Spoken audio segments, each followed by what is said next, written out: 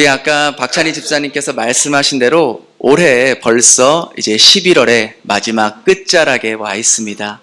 여러분의 달력에 이제 마지막 한 장만 남겨놓고 있는 것이죠. 올해는 우리 모두가 참 모두 다 힘들고 어려운 그런 한 해를 보냈던 것 같습니다. 이 코로나 바이러스로 인해서 우리의 가정의 모습이, 우리의 회사의 모습이, 또 우리 교회의 모습이, 또 우리 사회의 모습이 달라졌기 때문입니다. 근데 그렇다고 해서 이 세월이라는 게 우리의 사정을 봐주지 않는 것 같아요. 아프다고 해서 세월이 늦게 가주는 것도 아니고요.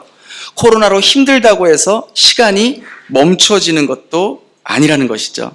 마치 세월은 우리의 상황과 환경에는 전혀 관심이 없듯이 제 갈 길만 가는 것 같습니다.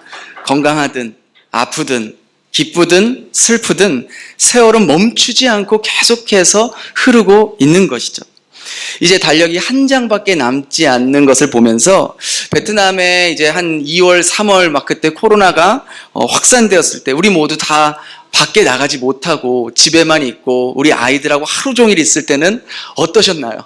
시간이 멈춘 것 같았죠? 시간이 안 가요. 그런데도 불구하고 벌써 이제 11월 끝자락에 와 있다는 것을 보니까 참 시간이 빠르다는 것을 느끼게 됩니다. 우리가 흔히 그 인생을 이 속도로 비유하지 않습니까? 그래서 30대에는 30km로 지나가고 40대에는 40km로, 50대에는 50km로, 60대부터는요 고속도로로 진입한대요. 얼마나 빨리 지나가는지 그 70대가 되면 그 고속도로에 있는 그 버스 전용 도로, 정차가 없어요. 막 그냥 브레이크도 안 잡힌대요. 그만큼 인생이 빨리 지나간다고 합니다. 여러분의 인생의 속도는 지금 몇 킬로로 달려가고 계신가요? 인생을 돌아보니까 이뤄놓은 곳은 없는 것 같고 시간은 너무 빨리 지나가는 것 같고 참 서글프게 느껴지는 게 우리의 인생이라는 것이죠. 그러나 우리 그리스도인들은요, 한 해를 돌아보면서 그저 세월이 빠르구나, 언제 벌써 1년 다 지나갔지, 그렇게 한탄하고 한숨만 내쉬어서는 안 된다는 것이죠. 그리스도인들은 한 해를 돌아보면서 반드시 자신의 모습을 점검해 봐야 됩니다. 특별히 자신의 신앙의 모습을 점검해야 된다는 것이죠. 교회 다닌 연수만 들었지 정말 하나님 자녀다운 모습으로 내가 살고 있는가? 하나님께서 우리에게 주신 건강과 물질과 재능과 에너지 등을 주셨음에도 불구하고 한 해 동안 나는 하나님이 주신 그 많은 것으로 무엇을 하며 살아왔는가? 스스로에게 물어봐야 할 것입니다. 그 이유는 우리는 반드시 하나님 앞에 서게 됩니다. 그때에 우리가 이 땅에서의 삶의 모습들을 하나님 앞에서 평가받기 때문입니다. 오늘 본문에는요, 하나님이 주신 그 능력과 힘, 시간, 그 재능을 하나님을 위해 살지 못하고 자신만을 위해 살다가 비참한 삶을 살았던 한 인물이 등장합니다. 그게 바로 우리가 잘 아는 삼손입니다. 삼손은요, 태어날 때부터 나실인으로 태어났어요. 이 나실인이란 하나님께서 특별한 목적을 위해 세운 사람이에요. 하나님은 삼손에게 남들보다 더 큰 힘을 주시고 능력을 주셨습니다. 그 이유는 이스라엘을 억압했던 그 블레셋으로부터 구원하기 위해서 하나님이 그에게 그 힘을 허락하신 거죠. 그러나 안타깝게도 삼손은 그 하나님이 주신 그 힘과 그 능력을 하나님의 기대에 미치지 못하는 삶을 살았던 것이죠. 그는 나실인, 즉 구별된 자임에도 불구하고 이방 여인들을 좋아했고요, 다른 사람에게 자신의 힘을 과시하고 자랑하는 것에 힘을 썼고 하나님이 주신 자기 힘을 분풀이하는 데에 사용하고 자기의 쾌락과 만족을 위해서 자신의 시간과 에너지를 썼던 사람입니다. 하나님의 분명한 목적을 상실하고 자기만의 목적을 위해 살았던 사람이 바로 삼손이었던 것이죠. 그런데 이것은 비단 삼손에게만 적용되는 이야기가 아니라는 것이죠. 하나님은 우리를 구원하시고 하나님의 자녀로 삼으신 분명한 목적이 있어요. 그 목적이 베드로전서 2장 9절에 기록되어 있는데 우리 한번 같이 읽겠습니다. 시작. 여러분은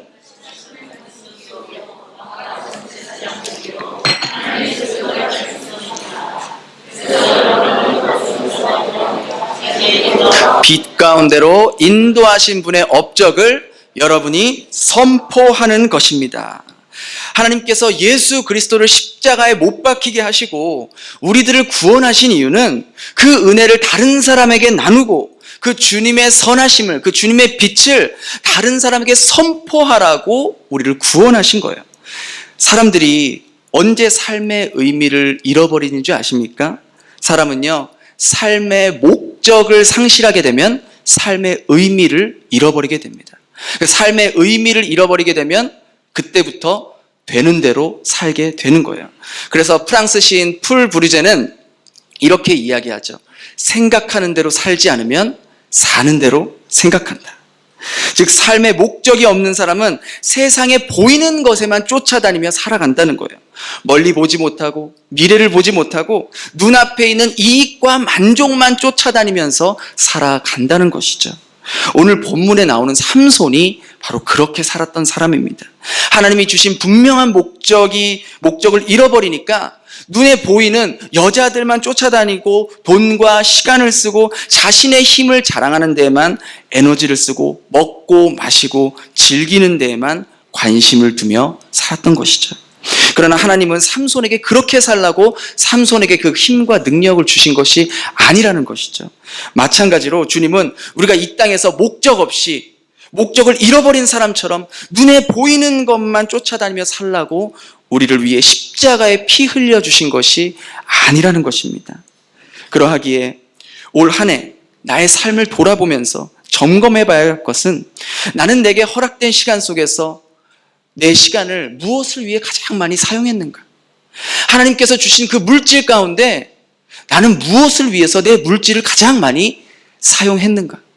하나님이 주신 건강과 재능을 가지고 나는 무엇을 위해 가장 많이 사용했는가를 우리는 돌아보며 점검해 볼 필요가 있다는 것이죠.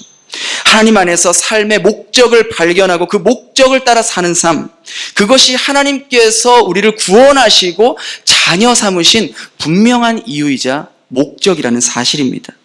하나님께서 우리 개개인을 향한 그 계획과 목적은 다 다를 수 있어요.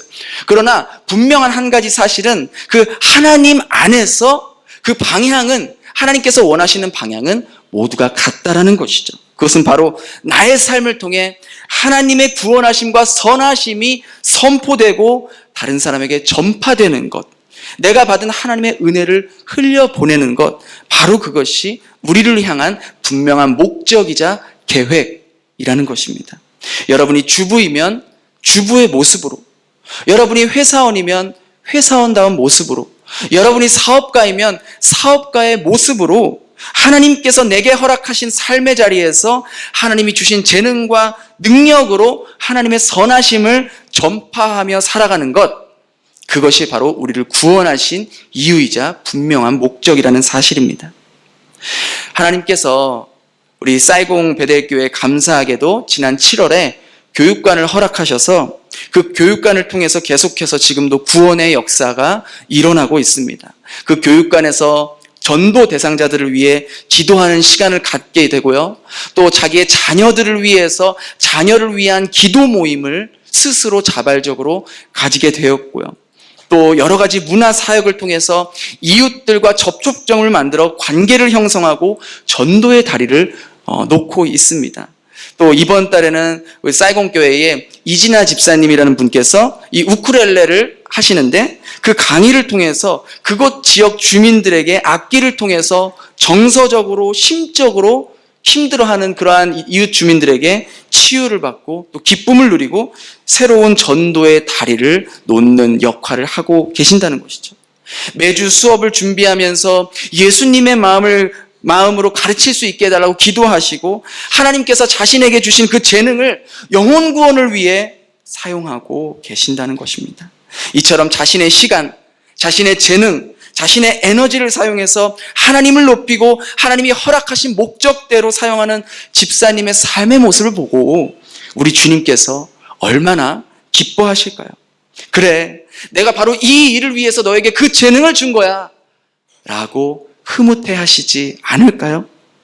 부모된 우리들이 자녀들을 볼 때 언제 가장 마음이 흐뭇하고 보람되게 느껴집니까? 우리 자녀들이 부모의 마음을 이해하고 헤아릴 때 우리 부모들이 자식을 키운 보람과 또 기쁨을 느끼지 않습니까? 우리 하나님도 마찬가지일 것 같아요.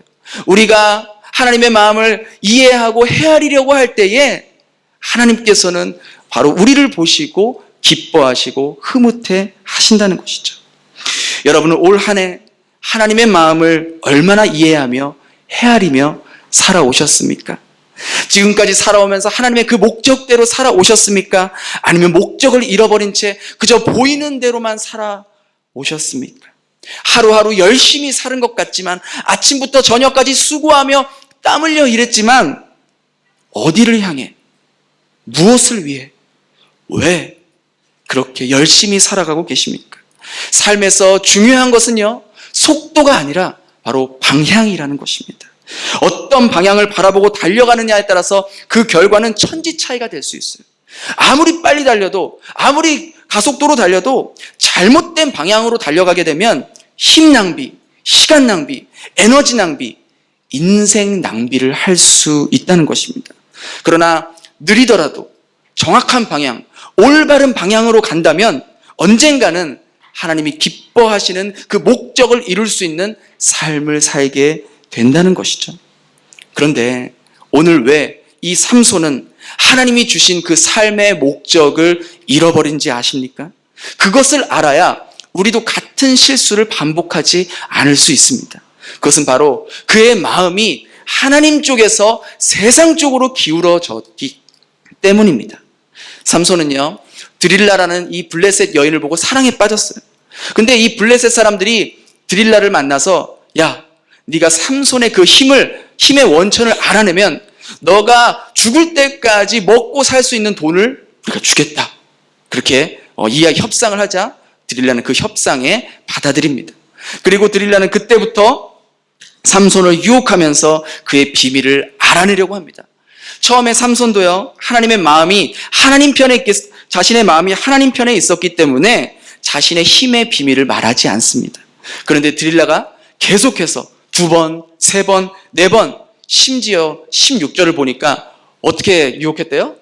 날마다 계속 그 말을 재촉하며 조르고 삼손을 유혹했다는 것이죠. 그러니까 삼손의 마음이 어땠다 그래요? 번뇌하여 죽을 지경이었다. 얼마나 괴로웠으면, 얼마나 힘들었으면 번뇌하여 죽을 지경이라고 기록을 했겠습니까? 드릴라가 날마다 오빠 그 힘이 도대체 어디서 나와? 나한테 한 번만 얘기해줘. 오빠 하면서 술도 주고 맛있는 것도 주고 유혹하면서 그렇게 꼬시면서 그렇게 얘기해달라고 하지 않았겠습니까? 네? 계속 그렇게 캐물었으니까 삼손의 마음이 죽을 지경인 거예요. 이거 말하자니 말할 수도 없고 안 말하자니 이 드릴라가 떠날 것 같고 그 둘 중에서 얼마나 괴로웠으면 죽을 지경이라고. 그러다 결국 어떻게 돼요? 17절에 보니까 삼손이 그 진심을 드러냈다 그랬어요. 자신이 진심을 드러내서 힘의 근원을 이 드릴라에게 말해버린 것이죠. 이 과정을 보면서 삼손의 마음이요, 처음에는 하나님께 있었습니다. 그러나 점점점 죄의 유혹에 이끌리면서 그 마음이 세상 쪽으로 옮겨졌던 거예요. 우리도 처음에는요, 죄의 유혹이 찾아오면은 우리가 하나님을 의지하여 이겨낼 수 있지만 그 유혹이 강해지고 그 유혹의 횟수가 많아질수록 그 유혹에 내 마음이 조금씩 뺏기게 되고 어느샌가 그 유혹 가운데 내 진심을, 내 마음을 주게 되어 있기 때문입니다. 우리가 잊지 말아야 할 것은요, 우리 삶에 찾아오는 유혹은요, 우리가 생각하는 것보다 굉장히 강력하고 굉장히 위험합니다. 그러하기에 우리가 마음을 한번 그냥 호기심이라도 거기에 마음을 두었다가는 1번, 2번, 3번이 되어서 점점점 우리의 마음이 기울어져 우리의 진심을 그곳에 빼앗길 수 있다는 것이죠. 우리는요, 우리의 의지와 우리의 힘으로는요, 결코 죄의 유혹을 이길 수가 없어요. 여러분 생각해 보십시오. 술을 좋아했던 사람이 술을 끊겠다고 하면서 술자리에 가 있으면은 그 술의 유혹을 이겨낼 수 있을까요? 도박을 좋아하는 사람이 도박을 끊겠다고 하면서 도박장에 가고 카지노 안에서 나 카지노 안 할 거야, 그 유혹을 이길 수 있을까요? 여자와의 관계가 문란했던 사람이 그 관계를 청산하겠다고 하면서 밤거리를 기웃기웃거리는 사람이 그 유혹을 이겨낼 수 있을까요? 결코 이길 수 없다는 것이죠. 유혹의 자리 한복판에서는 결코 그 유혹의 힘을 이겨낼 수가 없어요. 유혹을 이길 수 있는 단 한 가지 방법은 바로 그 유혹의 자리에서 빨리 최대한 벗어나는 것이 그 유혹을 이겨낼 수 있는, 피할 수 있는 유일한 방법입니다. 그 자리를 피할 때만이 유혹에 덫혀서 이겨낼 수가 있다는 것이죠. 삼손은 자신을 유혹하는 드릴라로부터 피하지 않았기 때문에 결국 그녀의 유혹을 뿌리치지 못했고, 그 결과 자신의 진심이 하나님 쪽에서 세상 쪽으로 옮겨졌기 때문에 결국 하나님이 주신 삶의 목적을 잃어버리게 되고 죄의 유혹에 걸려 넘어지게 됐다라는 사실입니다. 사람이 언제 넘어지는지 아십니까?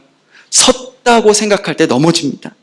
즉 자신이 좀 힘이 있다고 생각할 때, 이제 좀 살만하다고 생각할 때 넘어지기 쉽습니다. 세상으로 마음이 편향되기 쉽습니다. 목회를 하면서 사람들을 만나며 느끼는 것은요, 정말 사업이 실패하고 힘들고 어렵고 의지할 데가 없을 때는 그렇게 하나님을 매달릴 수가 없어요.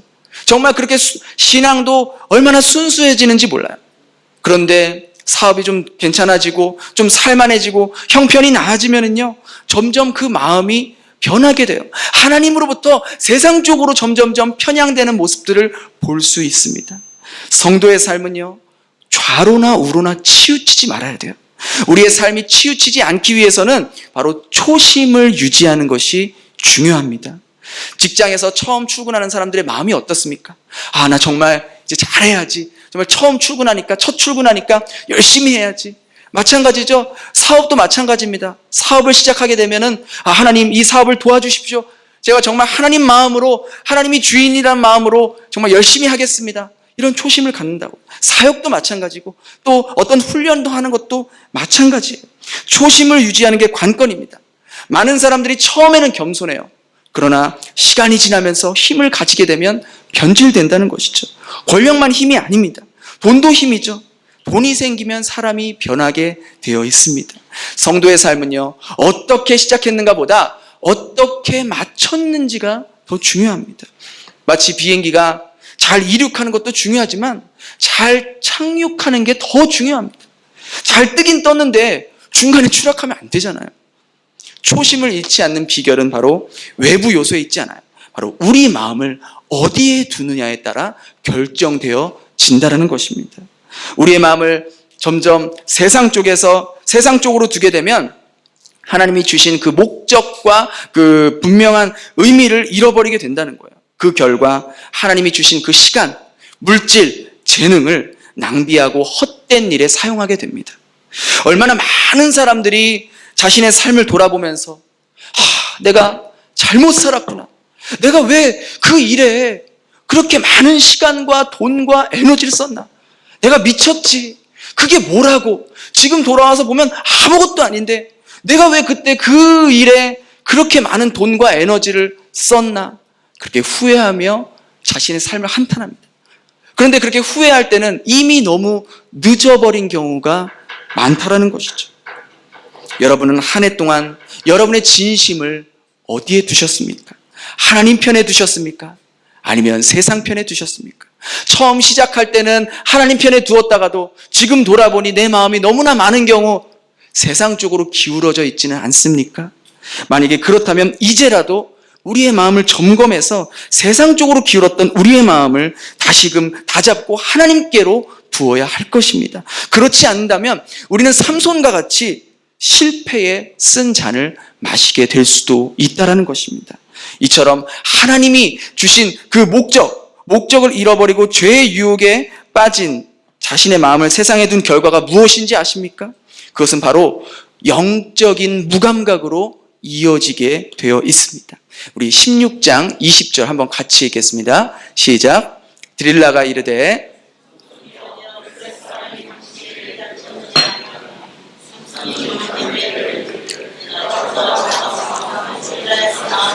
여호와께서 이미 자기를 떠나신 줄을 깨닫지 못하였더라. 삼손은요, 자신의 힘의 비밀을 드릴라에게 알려주고 말았어요. 그래서 들릴라가 이제 삼손이 자고 있는 사이에 그 머리털을 다 깎습니다.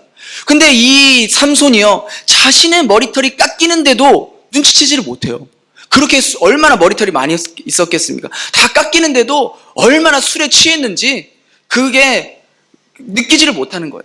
근데 더 심각한 사실은요, 20절 하반절에 블레셋 사람들이 쳐들어왔을 때 내가 예전과 같이 하나님이 주신 힘으로 물리치겠다 했지만 하나님께서 이미 삼손을 떠난 지 그가 전혀 깨닫지 못했다라는 사실입니다. 바로 이것이 영적 무감각에 빠진 상태라는 것입니다. 이것은요, 마치 전화기의 이 안테나와 같아요. 안테나. 내 전화기의 안테나 수신이 여러분 언제 약해집니까? 그 수신이 그 수신기와 멀어질 때 약해집니다. 그래서 전화가 와도 이 안테나가 약해지면은 상대방의 소리가 잘 들려요, 안 들려요? 안 들려요. 때로는 전화를 걸었던 사람들이 전화 안 왔다고 수신이 약하면은 전화가 안 올 때도 있습니다. 상대방의 목소리가 잘 안 들리거나 끊길 때가 많다는 거예요. 우리가 이제 쉽게 경험 많이 하는 게, 우리가 좀 공짜 전화 좋아하잖아요. 공짜 전화, 보이스톡, 그렇죠? 보이스톡 좋아하는데 보이스톡 통화할 때에 어때요? 와이파이 수신이 약할 때 뭐라고 나와요? 이렇게 띠링띠링 소리 나면서 네트워크가 불안정합니다. 그렇죠? 그런 소리가 난다고요. 이와 같이 우리의 영적인 안테나가, 영적인 와이파이가 무감각해지면요, 하나님이 보내주신 발신 전파를 감지하지 못해 하나님이 보내시는 음성과 사인을 캐치하지도 못하고 듣지도 못한다는 사실입니다. 그렇게 되면 어떤 일이 발생되는지 아세요? 유혹이 찾아오고 죄를 지을 수 있는 위험한 상황에서도 영적으로 무감각해지니까 유혹이 유혹인지로도 깨닫지 못하게 되고 죄를 지어도 죄인지도 모르고 그냥 그렇게 살아가는 모습을 보게 됩니다. 그리고 결국 파멸의 길로 달려가게 되어 있다는 사실이죠. 올 한 해 여러분의 영적 감각은 얼마나 살아있나요? 지금 여러분의 영적인 안테나는 하나님께서 보내시는 그 발신들을 잘 듣고 잘 캐치하고 계십니까? 아니면 하나님께서 나에게 수도 없이 말씀하시는데 목사님을 통해서 말하고 설교를 통해서 말하고 성경을 통해서 말하고 주변 사람들을 통해서 수도 없이 말하는데 나는 그것을 깨닫지도 듣지도 못하고 영적인 무감각 속에서 살아가고 있진 않아요.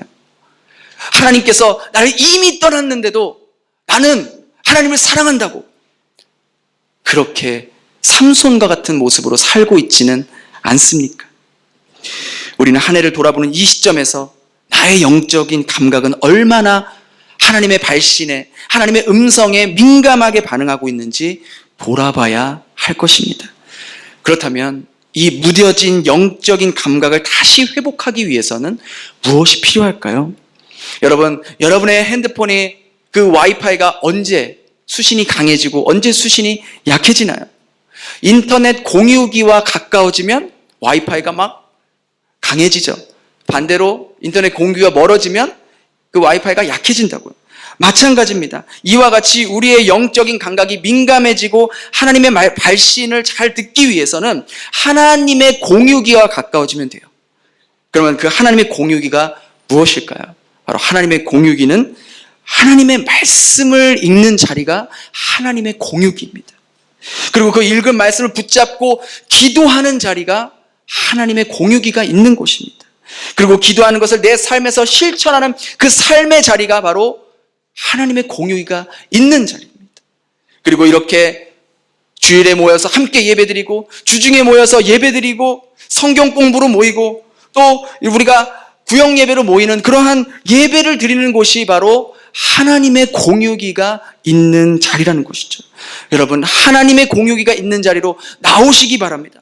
그러할 때 여러분의 영적 감각은 다시 살아날 것이고 하나님이 보내시는 그 발신에도 우리의 영적 안테나가 민감하게 반응하여서 하나님이 보내시는 그 발신들을 쉽게 이해하고 우리가 음성을 캐치할 수 있게 될 것입니다. 삼손은 하나님께 엄청난 힘과 능력을 받았지만 그는 그 힘과 능력을 하나님의 목적을 위해 사용하지 않고 자신의 정욕을 위해 쾌락을 위해, 자신의 삶의 만족을 위해 살다 결국 어떻게 됐습니까? 그의 두 눈이 다 뽑히고 블레셋 사람들에게 노줄로 붙잡히고 조롱과 멸시의 대상이 되어 버렸다는 것이죠. 이건 비단 3000년 전 소설 같은 이야기가 아닙니다. 이 이야기는 오늘도 여전히 우리에게 동일하게 적용되는 살아있는 하나님의 말씀이라는 것이죠. 하나님의 자녀인 우리들이 하나님의 목적을 위해 살지 않고 나의 만족과 나의 삶을 위해 살아간다면 결국 하나님이 주신 삶의 목적을 상실하게 되고 세상의 마음에 빼앗겨 영적으로 무감각해져서 결국 세상 사람들에게 조롱받고 멸시받고 그러한 처지가 될 수 있음을 우리가 반드시 기억해야 할 것입니다. 그러하기에 하나님이 주신 건강과 시간과 물질과 재능을 헛되이 사용하면 안 됩니다. 하나님이 주신 그 목적에 맞게 사용하셔야 됩니다. 말씀을 들을 때는 그렇게 살아야지 하면서 이 예배당 문 밖에만 나가면 전혀 다른 사람의 모습처럼 그전의 모습처럼 살아간다면 우리의 삶은 전혀 변하지 않을 것입니다.